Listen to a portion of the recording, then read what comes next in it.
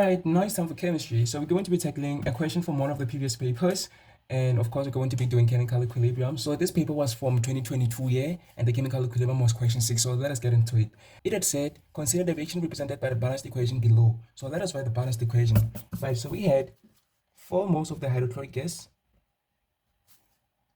reacting with 1 mole of oxygen gas. And then, of course, they reacted to give us 2 moles of the steam of water and 2 moles of the chlorine gas. So that's our balanced equation, right? And they also said initially 1 mole of hydrochloric gas and an unknown mass of oxygen gas were mixed in a sealed 5 cubic decimeter container. At 600 degrees Celsius, equilibrium was established and 28.40 of chlorine gas was present in the container. Before we get into the questions, we have to make sure that we analyze the information that have been given. So let us do that. But well, for us to be able to do this well, when we are dealing with chemical equilibrium in grade 12, we are always advised to utilize the Rice table or the Rice method, right? So allow me to draw the Rice table and then try to explain to you how we're going to be able to tackle the different questions. So let me actually just draw the table and then continue with the information that have been given. Right, so this is the table that we're going to utilize to calculate for whatever that are going to need us to calculate, especially things that are involving the chemical equilibrium constant. Right, so this is our reaction. So we're going to write reaction here. Right, so that rise stands for the ratios and then the initial values. So it can either be initial concentration or the initial number of moles, right? So let me just write initial because we don't actually have any information yet. And the second one is going to be the change. So it's going to be rise, and then E is going to be for equilibrium. Right. So we have to know whether we're going to be filling in this table in terms of the concentration values or in terms of the number of moles values. So let us read the scenario and check if we're going to fill it in terms of the number of moles or in terms of the concentration. So they said initially 1 mole of hydrochloric gas. So the fact that they said 1 mole of the hydrochloric acid gas, oh my, I don't know why I'm saying hydrochloric gas. Anyway, yeah, it is hydrochloric acid gas, right? So 1 mole of hydrochloric acid gas. Okay, the fact that they've given us 1 mole of hydrochloric acid gas, then we're going to fill this table in terms of number of moles. Okay, so this is going to be initial moles. So it's going to be initial moles, and it's going to be the change of moles. And it's going to be equilibrium moles. But of course, when you get to equilibrium, we also have to convert this moles to concentration so that we are able to calculate the Kc or the equilibrium constant. Right. So what are we going to do is consider the ratios. So there is 4 moles of the hydrochloric acid gas. So we're going to say multiplied by 4. So we're going to say multiplied by 4. And then there's 1 mole of oxygen gas. So we're going to say multiplied by 1. And there's 2 moles of the steam of water. So we're going to multiply by 2. And there's 2 moles of the chlorine gas. So we're going to multiply by 2. So these are the ratios. And then we're going to write the initial value. So we only have the initial moles of the hydrochloric acid gas. So we're going to write 1 mole. So we have 1 mole of the hydrochloric acid gas. So we're going to write 1. Right. Something that I have to explain first is when we have a reaction like this that is going to establish an equilibrium, we call that equation a reversible reaction. That means the reactants are going to react to give us the product and vice versa. The products are going to react to give us the reactants. So that is why the arrows are both ways. Right. So initially, the reactants are going to react to give us the product. So that means the reactants are going to get used up. So as they get used up, their concentration and the number of moles is going to decrease. And initially we had no product. That means the initial moles of the product is 0. So we had no product initially. We only had the reactant. So as the reaction progresses, then the reactants are going to react to give us the product. So that means the concentration of the product as the reaction progresses is going to increase. So as we go forward from the reactants to the product, then the concentration of the product is going to increase. That means for the change, it means that the change of the reactants is going to be positive change because the concentration is going to increase. Thus, the number of moles is also going to increase. So we're going to have plus here and a plus there. That is going to happen for the product. But the reactants are going to get used up. So as they get used up, the change is going to decrease. That means the initial number of moles is going to decrease. Right, so we're going to have minus number of moles minus number of moles because the concentration and the number of moles going to decrease. Right. So what we do not have is the initial moles of the oxygen gas. So whatever that we do not have in mathematics or in physics or whatever the case may be, we assign it to be equal to x. So this is what we do not have. So the fact that we don't actually know the number of moles of oxygen initially, we're just going to assign it x. So this is how you're going to fill your table even before we get into the questions. But unfortunately, we don't have yet the change values. We don't also have the equilibrium values. Let us continue reading our scenario. They also say that, of course, there is an unknown mass of oxygen gas that were mixed in a sealed 5 cubic decimeter container. Okay, so they've given us the volume as well. So let us note that the volume is equal to 5 cubic decimeters. That is very, very important, especially when it comes to calculating concentration at the equilibrium. So they're also saying that at 600 degrees Celsius, equilibrium was established and 28.40 grams of the chlorine gas was present in the container. Let us go to equilibrium. So they're saying that at equilibrium, there was 28.40 grams of chlorine gas that were present. So we're going to write, okay, they've given us the mass of the chlorine gas. So they fill the mass of the chlorine gas that was present at equilibrium. So because we are actually writing everything in terms of the number of moles, we are going to have to convert the mass of the chlorine gas to number of moles. What formula we're going to utilize? We're going to utilize the formula at the back of the paper or in the formula sheet. That is, number of moles is equal to mass, which we have, over the molar mass. So that is how we're going to convert the mass into the number of moles. So we're going to say the mass of chlorine gas that was present is 28.4 grams over what is the molar mass of chlorine. Remember that we're not going to multiply by 2, which is the ratio. We're just going to determine the molar mass of chlorine gas, meaning Cl2. So I know that the molar mass of one chlorine atom is 35.5 grams per mole. So it is 35.5 grams per mole. But we don't actually have one atom of chlorine. We have 2 of them. So that means we're going to have to multiply 35.5 by 2. So what is it when you multiply 2 by 35.5? We're going to get 2 multiplied by 35 is 70, plus 2 multiplied by 0.5 is 1. Therefore, we're going to have 71 grams per mole. Or simply, you can just place this into the calculator and it's going to still give you 71. That means we have 71 grams per mole, right? So that means the molar mass of a chlorine molecule gas is 71 grams per mole, right? So that means the number of moles of the chlorine gas that was present at equilibrium is going to be equal to 28.4 grams divided by 71 grams per mole. So what is that going to be equal to? After pressing into the calculator 28.4 grams divided by 21 grams per mole, you're going to get that the number of moles is equal to 0.4. So that means there was 0.4 moles of chlorine gas at equilibrium, right? So thing is, if there is 0.4 moles of chlorine gas at equilibrium, but initially there was 0 moles of chlorine gas, that means the moles of chlorine gas has increased by 0.4. So that is the change. The change is going to be that the number of moles of chlorine gas has increased from 0 to 0.4. That means it has increased by 0.4 moles. Therefore, the change of the chlorine gas is going to be 0.4 moles. Right? So now that we have the change of the chlorine gas, the change is going to be the same for all the reactants and the products. However, it is going to be the same by considering and applying the ratios. Okay, so we're going to compare the ratio of chlorine gas to the ratio of the steam of water. We're going to compare the ratio of chlorine gas to the oxygen gas. We're going to compare the ratio of the chlorine gas to the hydrochloric acid gas. So let us start with the steam of water. So for every 2 moles of the chlorine gas that was produced, 2 moles of the steam of water was also produced. That means the ratio of the steam of water to the chlorine gas is the same. It is 2:2, which is 1:1. Therefore, if 0.4 moles of the chlorine gas has increased, it means also 0.4 moles of water has increased. Right, let us compare now the ratio of the chlorine gas to the ratio of the oxygen gas. So for every 2 moles of the chlorine gas that was produced, 1 mole of the oxygen gas was used up. So that means if 0.4 moles of the chlorine gas was produced, or it has actually increased, therefore the number of moles of the oxygen gas that must have been decreased is half of this, because 1 is half of 2. So we're going to be like half of 0.4. What is half of 0.4? It is going to be equal to 0.2. So that means the chlorine gas has increased by 0.4 moles and the oxygen gas has decreased by half of that because of the mole ratios. It is 1:2. So that means the number of moles of oxygen gas that is decreased is half of the number of moles of the chlorine gas that is increased. Let us now compare the mole ratio of the chlorine gas to the mole ratio of the hydrochloric acid gas. So for every 2 moles of the chlorine gas that was produced, 4 moles of the hydrochloric acid gas had reacted or was used up. So that means the ratio is 4:2, which is 2:1. Therefore, the fact that this is 1 and this is 2, we're going to have to multiply the 0.4 by 2. Because for every 2 moles or for every 1 mole of the chlorine gas that was produced, 2 moles of the hydrochloric acid gas had reacted. So we're going to multiply 0.4 by 2. So that means 0.4 moles multiplied by 2 is 0.8 moles. That means now we have filled the change of every of these reactants and products. Now let us determine the equilibrium values.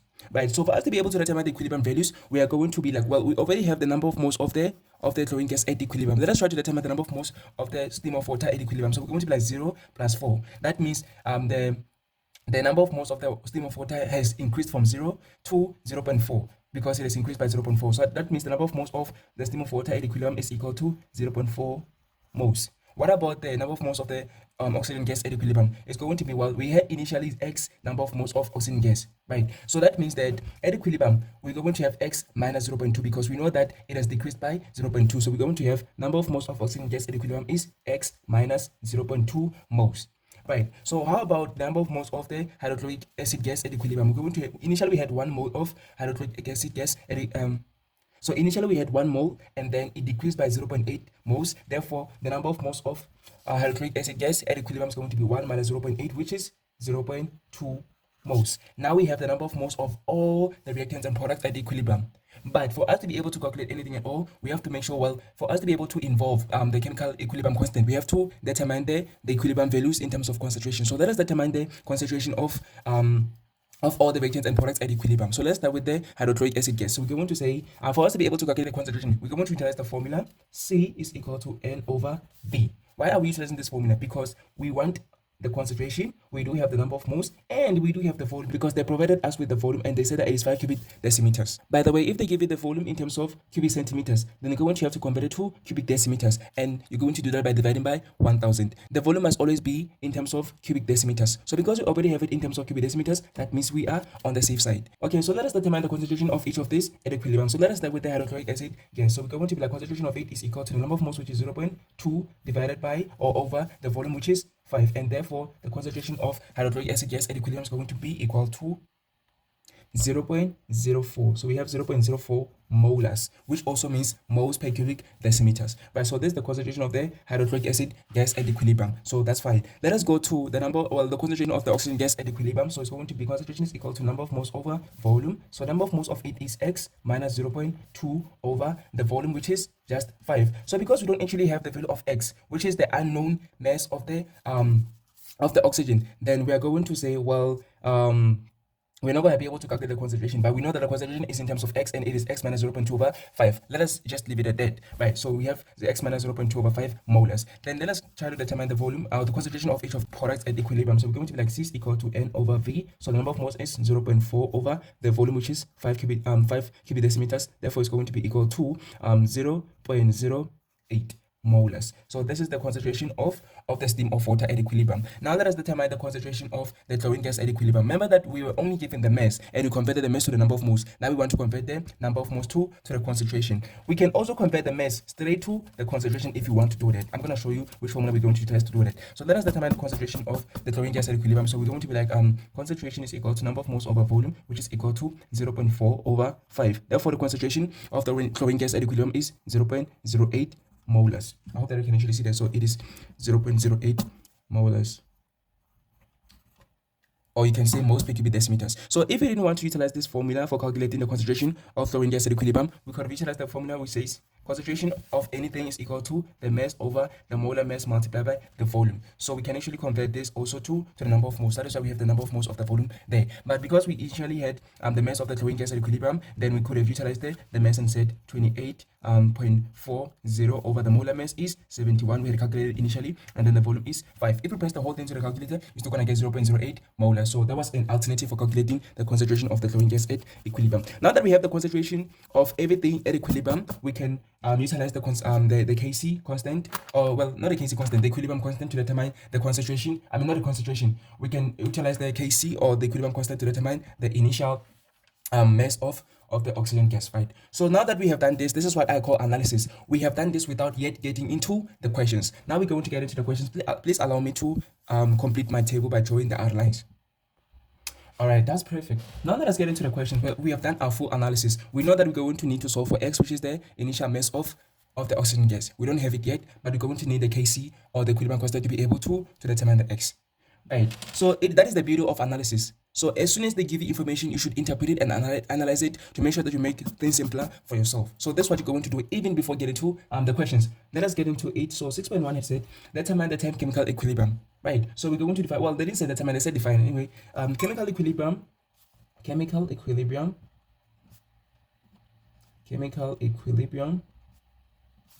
I don't know, certain people say the process, certain people say whatever. I'm just going to call it a phase or a state. So chemical equilibrium is a state of a reaction, state of a chemical, okay, well, chemical equilibrium is a state of a chemical reaction.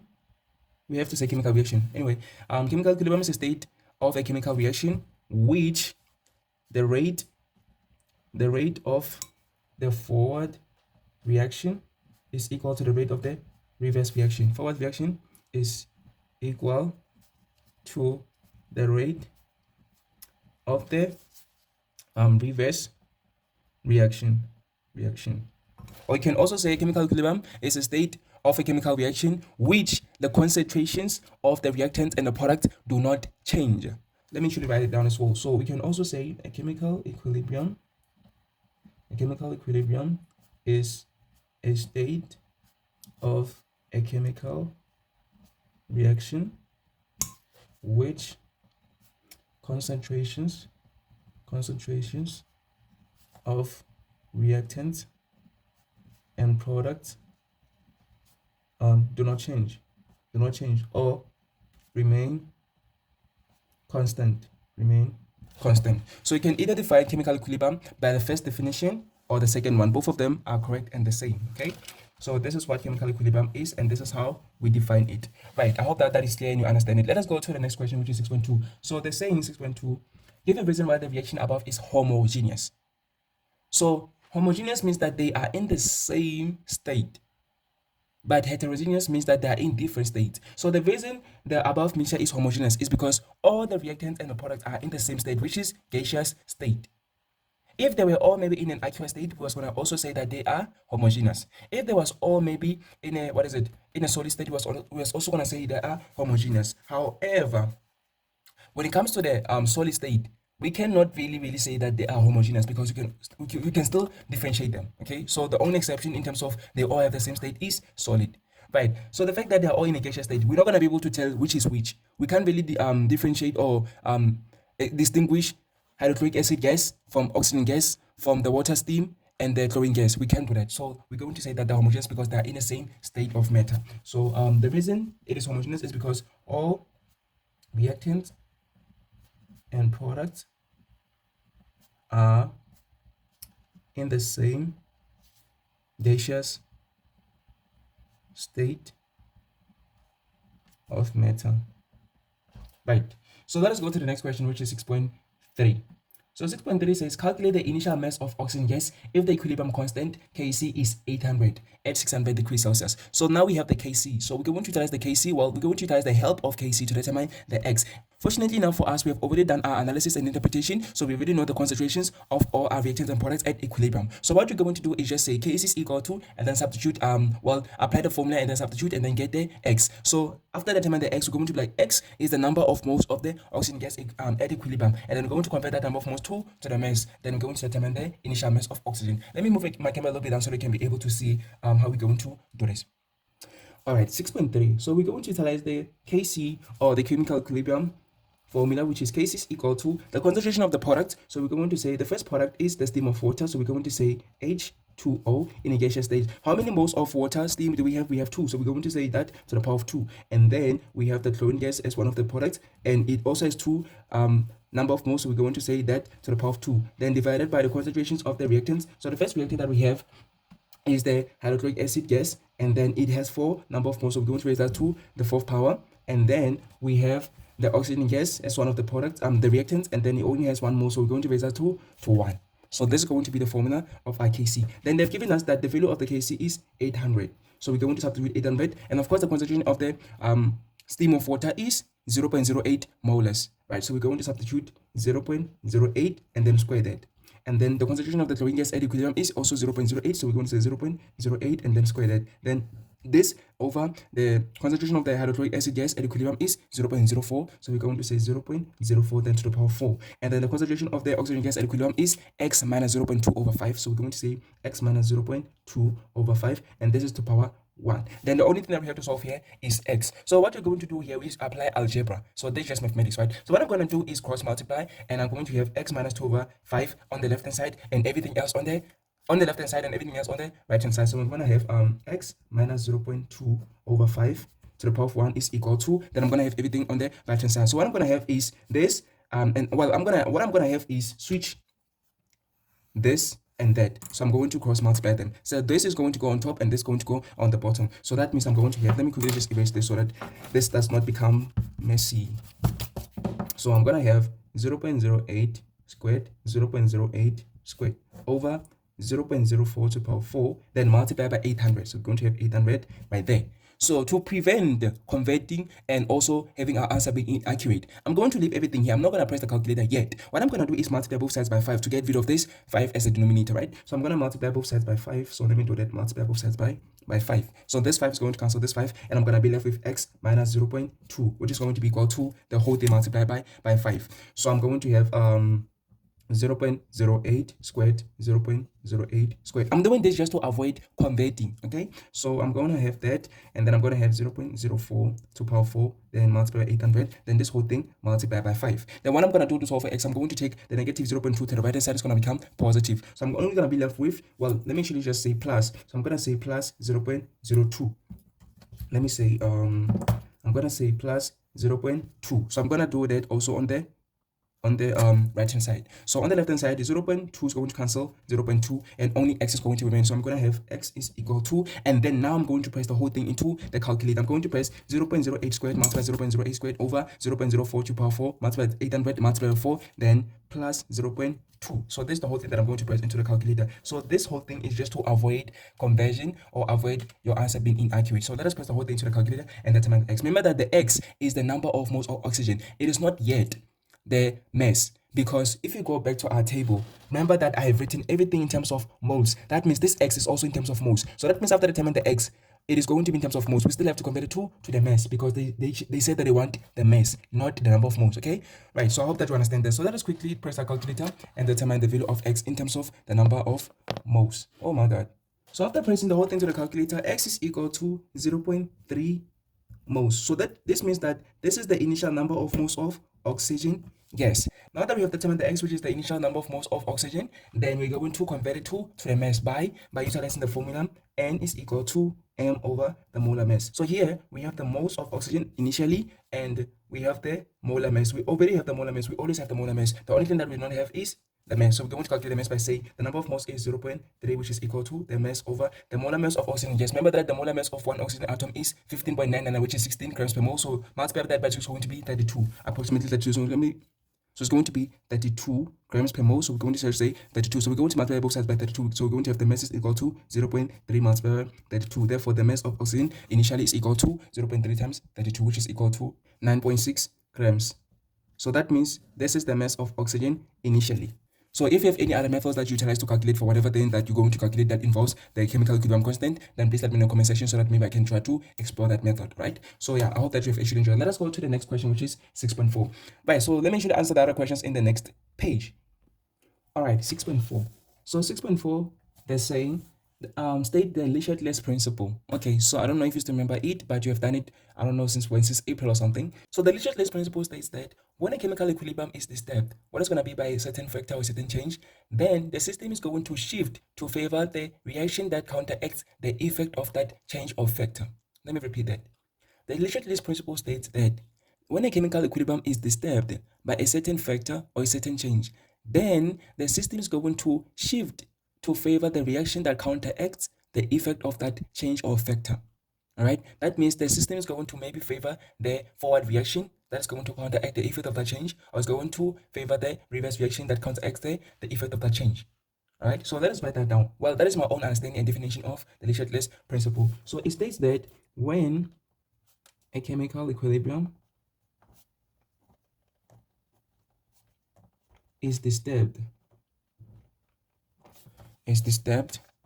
by a certain change or factor, then the chemical reaction system, okay? So the chemical reaction system, the system will shift to favor the reaction that will counteract the effect of that change or factor. So the factors that affect the chemical equilibrium are temperature, pressure, catalyst, addition of a catalyst, or increase in concentration or decrease in concentration, maybe the state of matter, stuff like that, right? So all of those factors affect the chemical equilibrium. So if they are applied into a chemical equilibrium, the chemical equilibrium is going to be disturbed. So an increase in temperature is going to favor the endothermic reaction. So if it's going to be the endothermic reaction that's going to be favored by the increase in temperature, then the equilibrium is going to do something to counteract the effect of that increase in temperature. So that means if we increase the temperature, then the equilibrium is going to try to decrease it. Okay, maybe let me actually explain the increase in temperature thing, right? So when we increase the temperature of the chemical equilibrium, the temperature is increased. So the system is going to try to decrease that temperature. So because the temperature is increased and the chemical equilibrium is trying to decrease it, it is going to absorb. It is going to absorb or take in that heat or that temperature. So it's going to take in that heat. So therefore, the reaction that favors the taking in of the heat to decrease that temperature is going to be favored. So what is the reaction that takes in the heat or that absorbs the heat? It is the endothermic. Why is it the endothermic? Because an endothermic reaction, this is what I tell my learners, an endothermic reaction is a heat taking, or heat absorbing. It's a heat absorbing reaction. So that means if we increase the temperature of the reaction, the system is going to try to absorb that heat, to try to decrease it. So it's going to absorb it to decrease it. So when it absorbs it, we are talking about an endothermic reaction. That is why it is said in many textbooks that an increase in temperature favors the endothermic reaction. So the reverse is true for exothermic reaction. So when the temperature is decreased, so when we decrease the temperature, we are taking away the temperature of the reaction. So what is going to happen is the system is going to try to increase the temperature. So it's going to try to increase the temperature by releasing heat. So an exothermic reaction is a heat releasing, or heat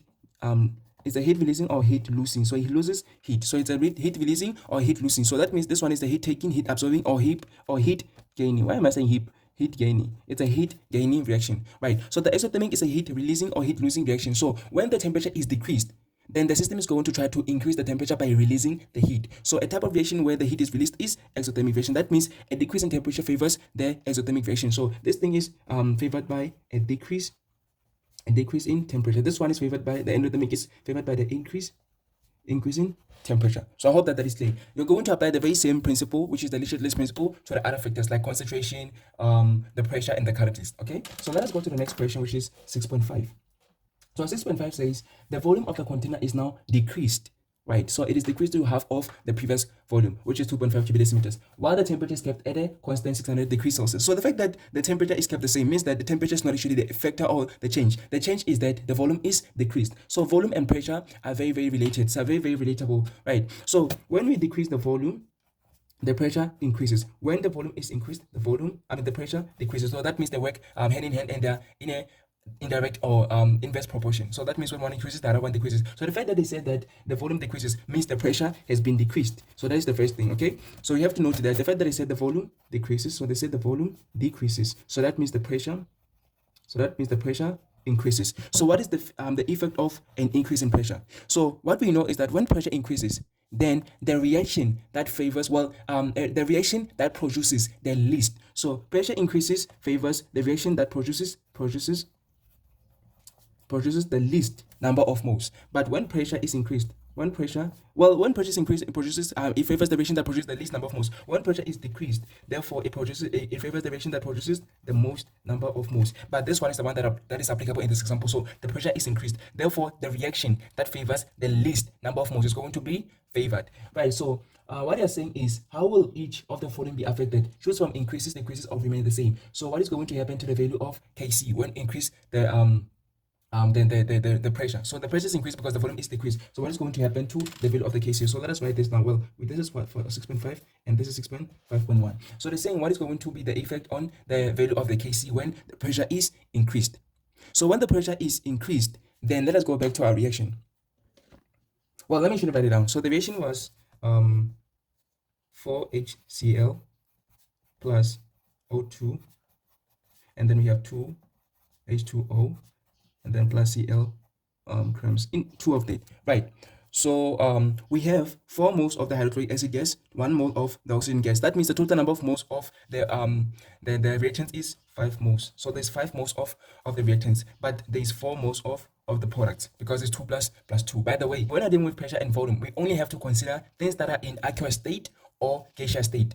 The molecules that are in liquid state or solid state are not considered. They don't actually have an effect on the Kc. Only those that are in gaseous or aqueous state are the ones that cause an effect on the Kc, right? So the fact that they're all in gaseous state, that means they're going to cause an effect on the Kc, right? So we said that an increase in pressure favors a reaction that produces the least number of moles. So since this is the least number of moles, that means the forward reaction is going to be favored because it's going to be a reaction which produces the least number of moles. So therefore, the forward reaction is going to be favored. So the fact that the forward reaction is going to be favored, it means the concentration of the product is going to increase. So the fact that the concentration of the product is going to increase, that means the value of the case is going to increase.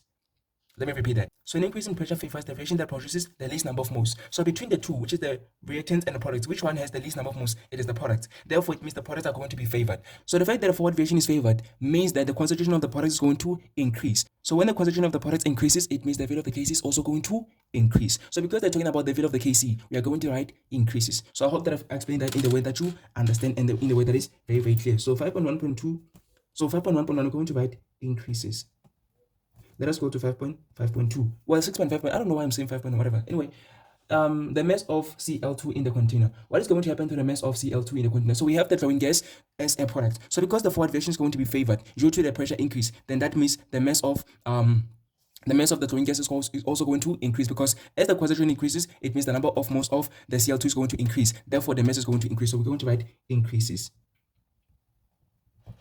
Right, so the concentration of the products are going to be increasing because the forward reaction is favored. Therefore, the concentration of the flowing gas is going to increase. Therefore, the number of moles of the flowing gas is going to increase. Therefore, the mass of the flowing gas is going to increase. That's why we're going to write increases. So I hope that is clear. Let us go to 6.6. So, okay, 6.6, they're saying to us, explain the answer to 6.5.2 by referring to Leclerc's principle. Right, so for us to be able to explain this, well, they're saying the answer to 6.5.2, which is why the mass of chlorine gas is going to increase. So we're going to write whatever that we know. So we're going to be like a decrease in volume. So a decrease in volume is an increase in pressure. A decrease in volume is an increase in pressure, and an increase in pressure favors a reaction that produces the least number of moles. So since the least number of moles is on the product side, therefore the forward reaction will be favored. Hence, the mass of the product, well, not the mass, the concentration is still the same though. So when the concentration increases, of course the mass of the product is also going to increase. Hence, the mass of the product is or will increase. So this is how we explain this. So we're going to be like, a decrease in volume is an increase in pressure. Therefore, an increase in pressure favors a reaction that produces the least number of moles. So since the least number of moles is on the product side, therefore the forward reaction is going to be favored. So the forward reaction is going to be favored, hence the mass of the product is going to increase. So that is how we're going to explain this. Let us go to the next question, which is the last question for the video, which is 6.7. So let us go to the next page because I've ran out of space. All right, so 6.7. 6.7 is saying the temperature of the container is now increased. When equilibrium is established, the value of Kc is 450. All right, so the temperature is increased. So there is an increase in temperature. So we said that when temperature is increased, an increase in temperature favors the endothermic reaction. An increase in temperature favors the endothermic reaction. Why? Because when the temperature is increased, the system is going to try to decrease the temperature by doing what? By absorbing heat. Therefore, it's going to absorb the heat. So the heat will be absorbed. Heat will be absorbed by the system, by the chemical reaction system. So the fact that the heat will be absorbed, there's going to be endothermic, because endo means the heat enters. So the heat is going to enter into the reaction mixture. So it's going to be absorbed. Therefore, the endothermic reaction is going to be favored. So every time we increase the temperature, the endothermic reaction is going to be favored. That's what you got to keep in mind. So they're also giving us another hint. They're saying that when this is happening, when the temperature is increased, the Kc value goes to 450. What was the initial value of the Kc? The initial value of the Kc was 800. So the fact that it's gone to 450, it means that the Kc value has decreased. So when the Kc value decreases, it means the reverse reaction was favored. Therefore, the concentration of the reactant has increased. So when the Kc value decreases, it means the reverse reaction was favored. So the reverse reaction was favored. Let me repeat this again. I don't know if I feel like there's one learner that did not get this. Let me explain this again. So I'm saying that they're telling us that the temperature has increased. So I'm saying when the temperature is increased, the endothermic reaction will be favored. And I'm just trying to explain how and why. So the reason we're saying that an increase in temperature favors an endothermic reaction is because when we increase the temperature, the system is going to try to decrease the temperature by absorbing it. So it's going to absorb the heat to try to decrease it. So the fact that the heat will be absorbed. So the heat will be absorbed. So the heat will be absorbed, whatever. So the heat will be absorbed. So a type of reaction where the heat is absorbed is endothermic. So endo means enters. So the heat is going to enter into the chemical reaction mixture. So the chemical reaction mixture is going to, which is the system, is going to try to decrease the temperature. It's going to try to decrease the heat by absorbing it. So that is why we say that the temperature, when the temperature is increased, the endothermic reaction is going to be favored. That's what we know, right? So they're also giving us a clue and they're saying that when this happens, that means when the temperature is increased, the Kc value does what? The Kc value decreases. I'm telling you right now that when the Kc value decreases, the reverse reaction is favored. So Kc increases. When Kc increases, I'm telling you that the forward reaction is favored. This is what we need to know by heart. Forward reaction is favored. But when Kc decreases, then the reverse reaction will be favored. So when the Kc decreases, the reverse will be favored. When Kc increases, the forward will be favored. So the fact that they're saying that the Kc has decreased, well, they didn't say it directly. They didn't say Kc has decreased, but they've told us that now that the temperature has increased, the chemical equilibrium constant, which is the Kc, is 450. So initially it was 800. If now it is 450, it means that it has decreased. So the fact that the Kc has decreased, it means the reverse reaction was favored. So because the temperature has been increased and the Kc value has decreased, it means these two reactions were favored. Endothermic reaction was favored and the reverse reaction was favored. So that means the endothermic reaction must be the reverse. The endothermic reaction must be the reverse because when the two happened, when the temperature increased and the Kc value decreased, then the two reactions were favored. The endothermic reaction was favored due to the increase in temperature and the reverse reaction was favored due to the decrease in the Kc value. That means these two were favored. So since they were favored at the same time, therefore it means the endothermic reaction must be the reverse. So endo must be the reverse. So if the endo is the reverse, it means the exo must be the forward. The exo must be the forward. Now that I get into the question, this is what we do before we get into the question. We do our analysis. 6.7.1 says is the heat of the reaction, or well, the heat of the forward reaction, which is the enthalpy, positive or negative. So they're talking about the heat of the forward reaction. So the heat of the reaction is the enthalpy, and enthalpy is going to be either positive or negative. So if it is positive, if the heat of the reaction, which is the enthalpy, is positive, then the reaction is endo. And if the heat of the reaction is negative, that means it is less than 0, then it is exo. So they're talking about the forward reaction. So the forward reaction is exo. The forward reaction is exo. So exo is when the heat of the reaction is less than 0, which is negative. That means 6.7.1, we're going to say negative. Why are we saying negative? Well, they didn't actually want the reason. So 6.7.2 says, explain the answer to question 6.7.1 by referring to the Shetler's principle. So we're going to explain this by utilizing this analysis of ours. Okay, so how are we going to explain why we say negative? We're going to be like an increase in temperature.